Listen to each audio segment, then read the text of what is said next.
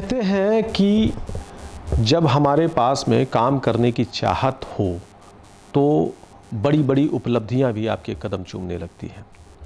और ऐसी ही एक शख्सियत है जो मैनिट के रसायन विभाग में सीनियर साइंटिस्ट के पद पे कार्यरत हैं, डॉक्टर सविता दीक्षित, जिन्होंने कह सकते हैं कि अपनी उम्र के उस पड़ाव पर पहुंचने से पहले बहुत सारे ऐसे मुकाम हासिल कर लिए हैं जो लोग जहां तक पहुंचना आसान नहीं होता है। आज आपके पास में कुल 9 पेटेंट हैं जो अवार्डेड हो चुके हैं, 5 पब्लिश हो चुके हैं और 5 पब्लिशिंग के लिए गए हुए हैं। ये वो पेटेंट हैं जिनकी हम आज बात करना चाहेंगे। और सबसे बड़ी बात आपको बता दूं कि इनमें से ऐसे ऐसे पेटेंट मिले हैं जो हमारी कह सकते हैं कि आए दिन की समस्या जो पराली है, प्लास्टिक है, जो वेस्ट है, उसको लेकर भी उसका एक समाधान है। दूसरी चीज़ जो कैंसर नामक एक बीमारी जो महामारी का रूप लेती जा रही है, उसको कैसे ख़त्म किया जाए, उसको लेकर भी आपका एक शोध है जिस पेटेंट है और जिस पे भी आपको सरकार से उस पेटेंट मिल चुका है, उस पे भी अब काम शुरू हो चुका है। तो चलिए आज बात करते हैं डॉक्टर सविता दीक्षित से। जी नमस्कार। नमस्कार।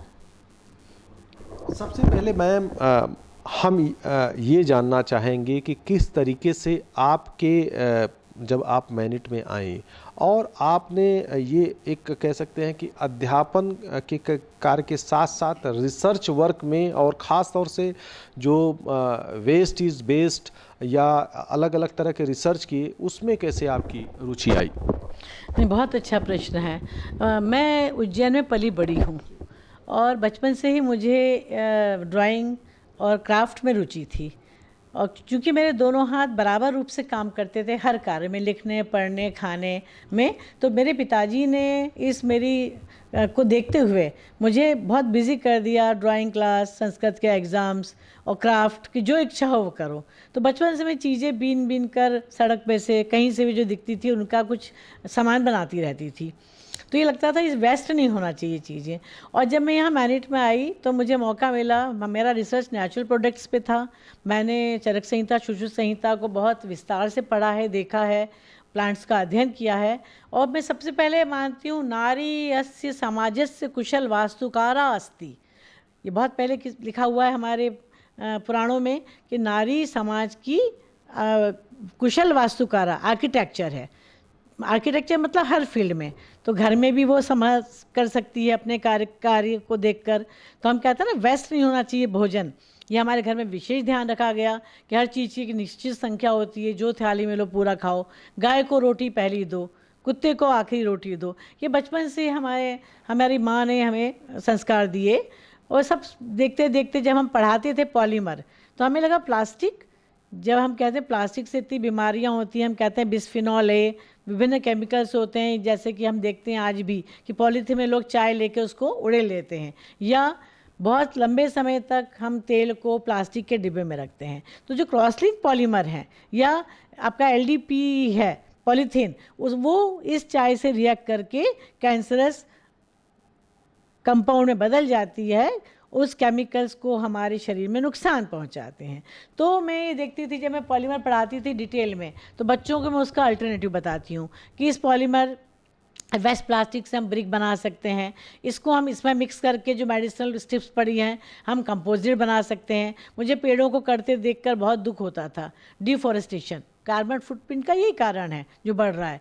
तो हम सोचते थे इसका कोई अल्टरनेटिव मिले जिससे कि पेड़ कम कटें। तो हम वेस्टों को, मैंने 500 सैंपल बनाए अलग अलग परसेंटेज में मिक्स कर कर, और उसके रिजल्ट से जब हमने देखे tensile strength, flexural strength, compressive strength, chemical property, biodegradation, then density, तो ये देखा कि ये तो प्लाईवुड का सब्स्टिट्यूट है, इकोस्टिक प्रॉपर्टीज़। फिर हमने बहुत सारे टेस्ट कर करके मैंने 30 PhD कराई, सब में अलग अलग बच्चों को ये एग्ज़ाम मतलब प्रोजेक्ट दिए और उसके अच्छे रिजल्ट्स आए। फिर मैंने पेटेंट के लिए अप्लाई किया। तो ये सब जो मैं पढ़ाती थी उसी में से मैंने निकाला, और क्रिएटिव अपना दिमाग था, उसके हिसाब से बच्चे भी मुझे अच्छे मिलते गए और मैं अपने पेटेंट के लिए प्रोडक्ट की तैयारी करती रही लैब स्केल पे। सबसे पहला पेटेंट आपको किस रिसर्च के लिए मिला? सबसे पहला पेटेंट मुझे जो वेस्ट एलडीपी एचडीपी हैं, जो हमारे टब्स हैं, मग्स हैं, प्लास्टिक्स हैं जो टूटे पड़े रहते हैं, उसको मैंने कहा हाई टेम्परेचर पर हीट कर कर उसमें हमने एक कैटालिसिस डाला। उसके लिए विजेश वर्मा मेरे साथ एक लड़का था, बहुत अच्छा काम करता है, और मेरे हस्बैंड ने आइडिया दिया तो मशीन डिज़ाइन की, वो मैकेनिकल के डॉक्टर गजेंद्र दीक्षित। तो और आइडियाज़ मेरा था, उस बच्चे ने काम किया, मशीन इन्हें डिज़ाइन करके उसने बनवाई, और इस पर हमने जब पेटेंट अप्लाई किया तो पेटेंट मिल गया। तो ये वेस्ट प्लास्टिक से फ्यूल पे मिला। तो ये जो फ्यूल बनाने की बात है, क्योंकि प्लास्टिक से फ्यूल की बातें बहुत सुनी गई हैं, बहुत पढ़ी गई हैं, लेकिन एक्चुअल में क्योंकि प्लास्टिक बहुत है, हम देख सकते हैं आज एक सबसे बड़ी बात अगर पूरे विश्व में होती है तो माइक्रो प्लास्टिक की होती है। और प्लास्टिक कहीं ना कहीं हमारे जीवन का वो हिस्सा बन चुका है जिसके बिना हम नहीं रह सकते हैं, क्योंकि सरकार या कह सकते हैं न्यायालय के प्रतिबंध के बावजूद भी प्लास्टिक से हमारा जो मोह है वो भंग नहीं हो पा रहा है। तो कैसे प्लास्टिक से फ्यूल बनाया, उसमें क्या उपलब्धि मिली, और क्या इस दिशा में अगर कह सकते हैं कि भविष्य में प्लास्टिक से फ्यूल जो बनेगा वो उसकी कितनी उपयोगिता होगी? प्लास्टिक से फ्यूल जब बनाया तो उसमें मैकेनिकल टेस्टिंग भी की गई गाड़ी पे चलाकर। तो उसमें देखा गया कि 20% यदि हम मिलाते हैं प्लास्टिक वाला जो फ्यूल बनता है कैटालिसिस के माध्यम से, तो उसकी इफ़िशियंसी, प्राइस थोड़ा ही कम होगा, लेकिन हमारा प्लास्टिक को यूज़ कर लेंगे हम, प्लस एनवायरमेंट पॉल्यूशन में थोड़ी कमी आई है। और अभी हमने देखा है कि काफ़ी इंडस्ट्री शुरू हो चुकी हैं जो इस दिशा में प्रयासरत हैं, कार्य कर रही हैं। चूँकि मैं प्राध्यापिका हूँ तो मेरा जो कार्य है वो लैब स्केल पे होता है। अभी मैंने 9 पैटेंट्स थे उनको कॉलेज के माध्यम से टेक्नोलॉजी ट्रांसफ़र के लिए अप्लाई किया है, और हो सकता है ये प्रक्रिया पूर्ण हो जाए। और जैसा कि आप कह रहे हैं, प्लास्टिक सिर्फ फ्यूल ही नहीं, इसके हम लकड़ी के कंपोजिट प्रोडक्ट बना सकते हैं, table, chairs, table tops, walls, fall ceiling, acoustic buildings, सब में हम इसका यूज़ कर सकते हैं। जितने भी प्लास्टिक वेस्ट हैं उसको अलग अलग वेस्ट चीज़ों में मिलाकर। लेकिन एक बात ये कही जाती है कि प्लास्टिक एक केमिकल प्रोडक्ट है, और अगर हम इन्वायरमेंट की बात करें तो हमारे जो कह सकते हैं इन्वायरमेंट में प्लास्टिक जैसा कुछ भी नहीं है। प्लास्टिक तो हमने अपनी सुविधा के लिए गढ़ा है। तो क्या प्लास्टिक से ये जो प्रोडक्ट हैं, ये प्रोडक्ट बनाने से क्या समस्या का समाधान हो सकता है? देखिए, समाधान तो नहीं होगा। समाधान तो जब होगा जब पूरी तरह से गवर्नमेंट इस पर बैन लगा देगी। लेकिन आजकल पब्लिक अवेयर हो रही है। मैं काफ़ी घरों में देखती हूँ, पहले जो है प्लास्टिक की बॉटल्स सबके हाथ में रहती थी, लेकिन अब लोग समझ रहे हैं। तो आप देखिए, हम फिर से अपना स्टील, पीतल पे आ रहे हैं। मार्केट में सारी प्लास्टिक धीमे धीमे कम कर रहे हैं लोग, या फूड ग्रेड प्लास्टिक दूसरा। लेकिन जो ऑलरेडी हमारे यहाँ प्लास्टिक बहुत सारा इकट्ठा हो गया है, उसको हम किस तरह से ख़त्म करें, उसके लिए मैं आपको ये अल्टरनेटिव बता रही हूँ। क्योंकि माइक्रो प्लास्टिक तो आगे की भविष्य में बहुत ही भयानक चीज़ है। जब हमारी सॉइल में माइक्रो प्लास्टिक आ जाएगा तो वैसे ही उसमें एनपीके ख़त्म हो रहे थे, और जब माइक्रो प्लास्टिक आ जाएगा तो हम लोगों के खाने की दिक्कत हो जाएगी। जो मैं हर कॉलेज में जाती हूँ, लेक्चर देती हूँ, तो मैं बताती हूँ कि युवा ही हमारे आधार स्तंभ हैं। अब हमें सिर्फ ये निबंध, लेक्चर्स या पेपर में पढ़ के ठीक नहीं हो पाएगा। इसके लिए हम स्वयं जिम्मेदार हैं। हम प्लास्टिक का उपयोग ख़त्म कर दें, और अपना उसके बदले में ये देखें कि जो ऑलरेडी धरा पे प्लास्टिक है उसको हम किस तरह से कंज्यूम कर सकते हैं, और कौन कौन से इसके प्रोडक्ट बना के इसको टेम्प्रेरी यूज़ में ला सकते हैं। प्लास्टिक को लेकर आपने कई सारे कह सकते हैं कि रिसर्च किए, जिसमें से ये देख सकते हैं कि ये जो एक प्लाई जैसा दिख रहा है, ये दवाइयों की स्ट्रिप से तैयार किया गया एक प्लाईवुड जैसा एक मटेरियल है। दवाइयाँ अक्सर लोग खाते हैं, खाने के बाद उसका रैपर फेंक देते हैं। वो प्लास्टिक ऐसा होता है कि जिसको न तो कह सकते हैं कि जो कबाड़ी वाले हैं वो उसको उठाते हैं, न उसको ले जाते हैं कि वो रिसाइकिल हो सके। लेकिन मैम ने एक विकल्प दिया कि किस तरीके से हम उसको रिसाइकिल करके इस तरह से एक नए शेप में नई चीज़ों के लिए बना सकते हैं। तो मैम ये जानना चाहेंगे कि किस तरीके से आपने किस अलग अलग फार्म के प्लास्टिक को आपने यूज़ किया? देखिए, सबसे पहले सुबह मिल्क थैली, दूध की थैली हमारे यहाँ आती है जो प्लास्टिक की होती है। तो हमने उसमें देखा कि क्या केमिकल कंपोजिशन है। तो दूध की थैली बनती है LLDP, LLDPE से, low density polythene, linear dose density polythene. उसको मैंने बारीक बारीक धोया, साफ़ किया, सुखाया और बारीक बारीक टुकड़ों में काटा। उसको फिर एग्लो किया, एक मशीन है उसमें एग्लो किया। एग्लो करके उसमें मैंने मेडिसिनल स्ट्रिप में भी एल्यूमिनियम स्ट्रिप्स है, तो हमें स्ट्रेंथ चाहिए तो एल्यूमिनियम हमें मालूम है मेटल है, तो ये जो वाइट वाइट दिख रहे हैं इसमें ये एल्यूमिनियम का दिख रहे हैं आपको क्रिस्टल्स। इसको एल्यूमिनियम स्ट्रिप्स को भी काटा, उसको भी एग्लो किया और उसमें हमने क्या करा कि कुछ कोकोनट कॉयर जो नारियल के ऊपर का रेशियो होता है उसको भी मिलाया, क्योंकि ये रेनफोर्समेंट का काम करता है।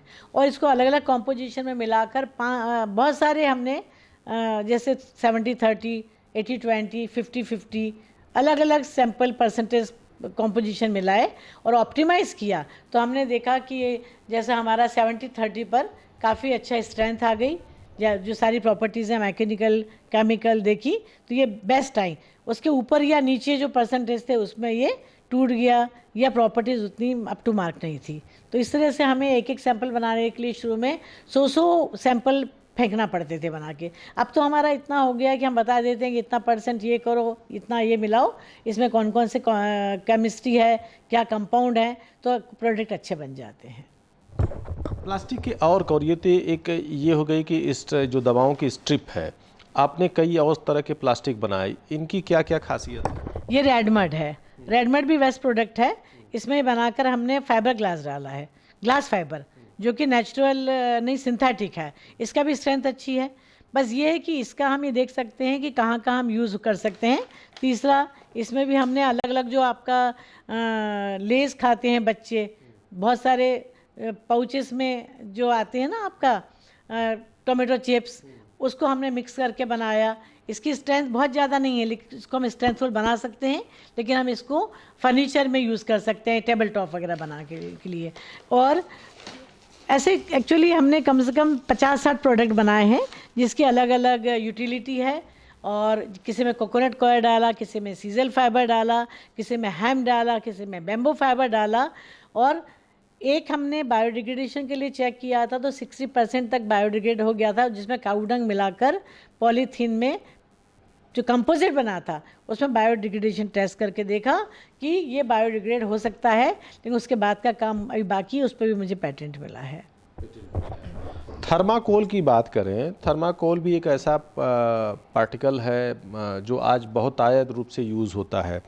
ख़ास तौर से पैकिंग उद्योग में तो बहुत तेज़ी से थर्माकोल का यूज़ बढ़ा है, लेकिन थर्माकोल को भी डिज़ोल्व होने में अगर नेचुरल रूप से देखा जाए तो 200 साल से भी ज़्यादा का समय लगता है। थर्माकोल के माध्यम से आपने गोंद तैयार किया है, उस गोंद की क्या खासियत है? अभी थर्माकोल को मैंने देखा कि जब वेस्ट बहुत जगह पड़ा है, इसका केमिस्ट्री देखी। एक्चुअली ये इसका नाम है एक्सटेंडेड पॉलीस्टायरीन, पॉलीमर का एक पार्ट है। इसको हमने अलग अलग solvent, benzene hexane, benzene toluene, benzene methane में बहुत सारे सॉल्वेंट में ट्राई किया कि इसमें डिज़ोल्व होता है।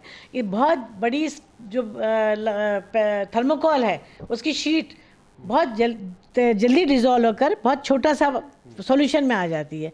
फिर हमने गम की प्रॉपर्टीज़ देखी कि गोंद में क्या क्या प्रॉपर्टीज़ होती हैं, फेविकोल में क्या क्या होती हैं। उन प्रॉपर्टीज़ को जब हमें लगा कि हाँ ये पूरा डिज़ोल्व हो गया है और इसमें स्टिकनेस है, तो हमने वो पेपर को चिपकाया, फिर कागज़ को चिपकाया, फिर कपड़े को चिपकाया, फिर प्लाईवुड को चिपकाया और फिर ये देखा कि इसकी स्ट्रेंथ कितनी है। इनके टेस्ट होते हैं सबके, density test, strength test, solubility test. तो वो हमें गोंद के पार लगी, तो उसको पेटेंट अभी फाइनल स्टेज में है, हो सकता है जल्दी मिल जाए। तो हमें लगा कि ये भी एक विकल्प है कि जो ऑलरेडी एग्जिस्टिंग थिंग्स है हमारे पृथ्वी पे, धरा पे, उसको हम किस तरह से यूज़ करके। और क्योंकि गोंद भी हमें नेचुरल प्रोडक्ट मिलता था, हैविया ब्रांसिलिनेसिस गोंद का जो ट्री होता है, हम ट्री से कितना निकाल सकते हैं। हमारी आवश्यकता अधिक हो गई हैं क्योंकि हमारा पॉपुलेशन ज़्यादा बढ़ गई है और ये चीज़ें कम होती जा रही हैं, तो हम इस वेस्ट को गोंद के फॉर्म में कन्वर्ट कर सकते हैं। ये एक दूसरे प्रोडक्ट के रूप में है जो प्लास्टिक का ही कह सकते हैं कि पॉलीमर था। लेकिन अगर बात करें तो ऐसे बहुत सारे प्रोडक्ट हैं जो आज कह सकते हैं हमारे जीवन की एक बहुत बड़ी समस्या बनते जा रहे हैं।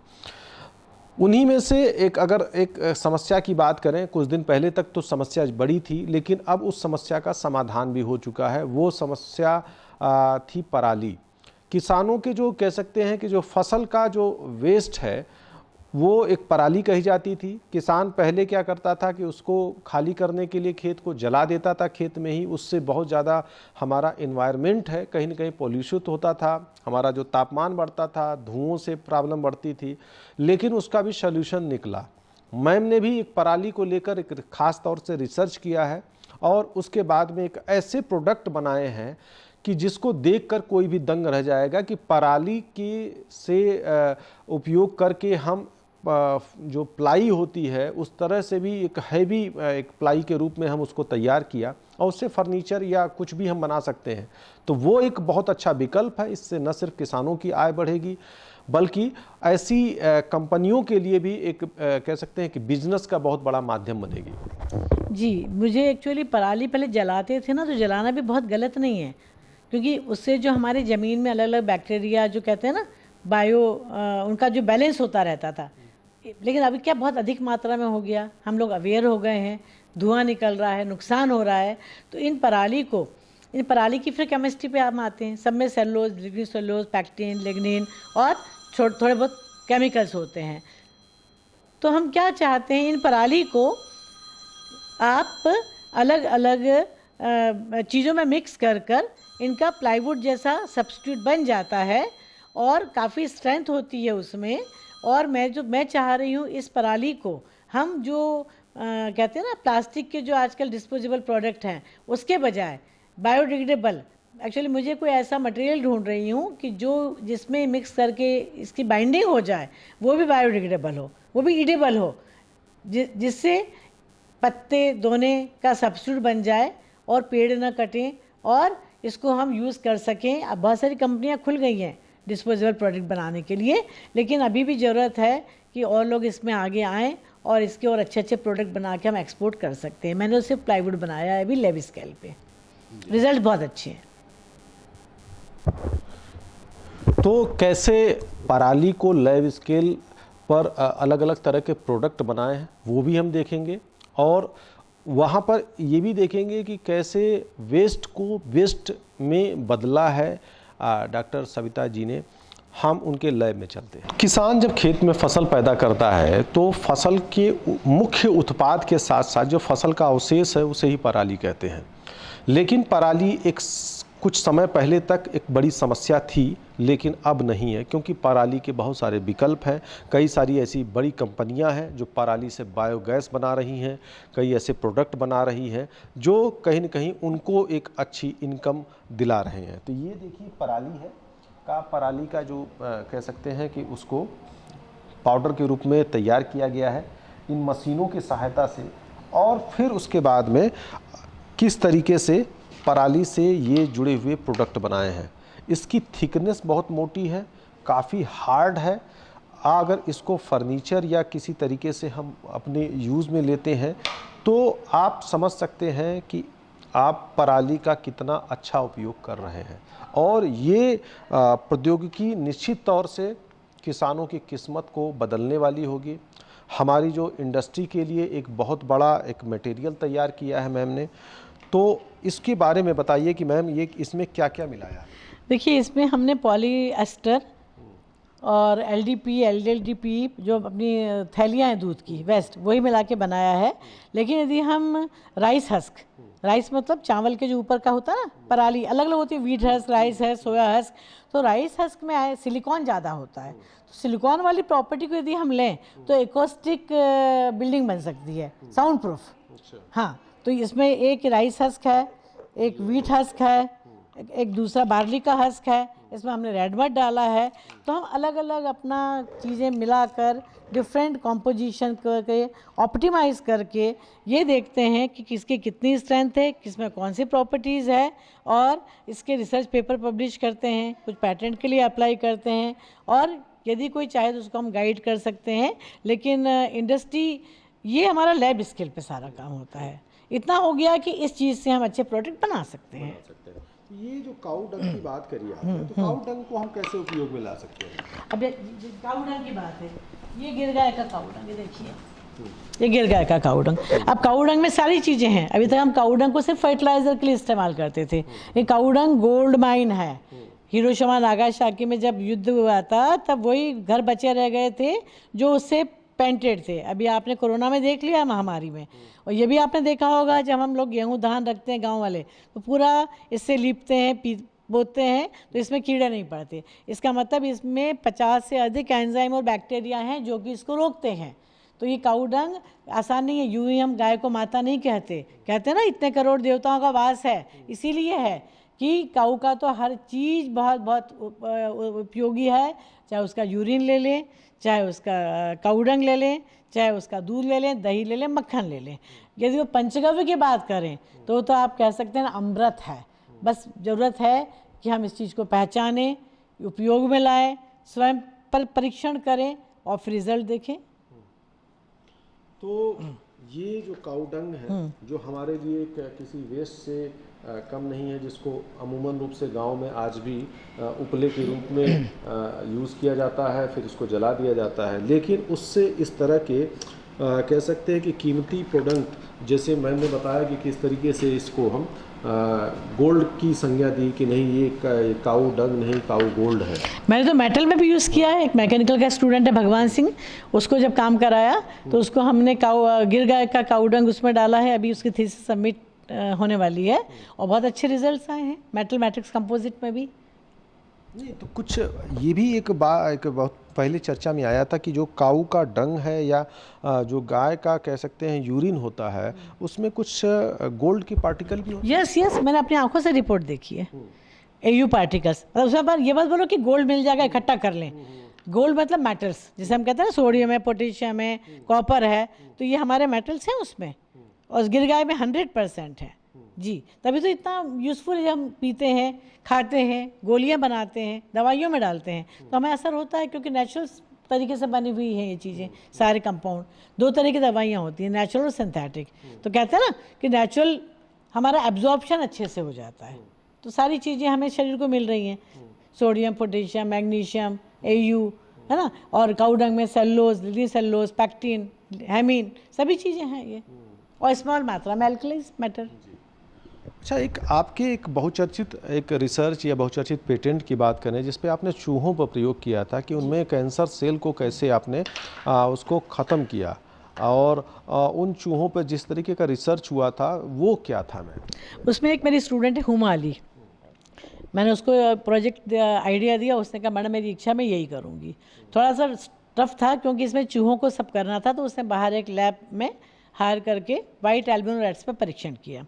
उसमें हमने काली तुलसी जी, नीम, गिलोय, वीट ग्रास, एलोवेरा, हल्दी, इन सबको मिलाकर इक्वल अमाउंट में चूहों को डोज बनाया, इन सब का एक्सट्रैक्ट निकाला सॉल्वेंट से। ये केमिकल प्रोसेस है। हमने ये देखा इनमें कौन कौन से कंपाउंड हैं। बीमारियां कब आती हैं? कैंसर वैंसर कुछ नहीं है, बीमारियां हमें इम्यूनिटी कम हो जाती है। इम्यूनिटी कम होती है तो सेल्स आपस में अटैक कर देते हैं, तो जैसे ही हमारी बीमारी आती है तो हमें पहले रोकना है उसको, तो इससे इम्यूनिटी सिस्टम बढ़ जाता है। और इन सब में वही एल्कलॉइड, फ्लेवोनॉइड, टैपेनॉइड्स हैं और एंटी कैंसरस कंपाउंड्स हैं। 4 ग्रुप वैसे बने और देखा गया कि हर वीक उनका टेस्ट किया गया तो 3 से 4 महीने में उनके ट्यूमर बिल्कुल रिड्यूस हो गए। उस पर पेटेंट है जी।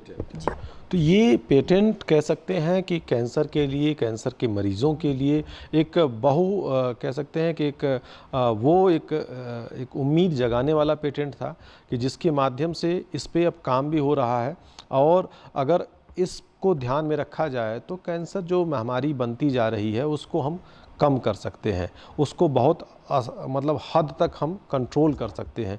तो ये प्रमुख पेटेंट थे जिनको डॉक्टर सविता दीक्षित ने हासिल किया है, और इन पेटेंटों पर बहुत तेज़ी से काम हो रहा है और ये अलग अलग दिशा में है। और ख़ास तौर से अगर कहें तो इन सारे पेटेंटों का आधार स्वस्थ जीवन, स्वस्थ पर्यावरण के साथ साथ हमारी जो समाज की दिशा दशा है उसको बदलने के लिए ये सारे काम हुए हैं। तो इसलिए इनकी भूमिका उस कह सकते हैं जागरूक प्रहरी के रूप में भी है कि जो कहीं न कहीं एक मानव जीवन को बेहतर बनाने के लिए भी काम करती है। कैमरा पर्सन दीपक के साथ मैं धर्मेंद्र सिंह, न्यूज़ वर्ल्ड भोपाल।